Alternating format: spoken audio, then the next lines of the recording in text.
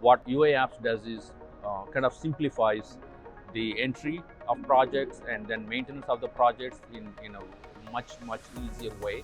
so they can manage several projects with the ease rather than spending the entire day just managing the maintenance of the project. So where you would create a project or inquire a project which just pulls the information from EBS, and you could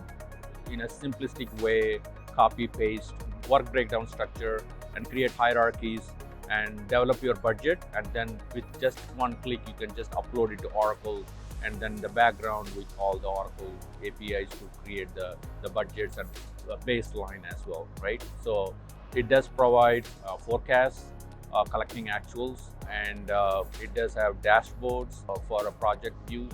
everything. So it's kind of one consolidated user interface for projects. So most of our users don't even go to Oracle EBS projects, they just use UA Apps. Yeah, I don't believe there is a product with a kind of rich functionality like UA Apps, where we provide the same robust features of Oracle in a simplified Excel format. If any business is interested in implementing UA Apps, we would come and make an assessment of how the projects are utilized and how the standard application is going to function, and if there are any gaps that needs to be customized, and we will do the due diligence to implement and support them.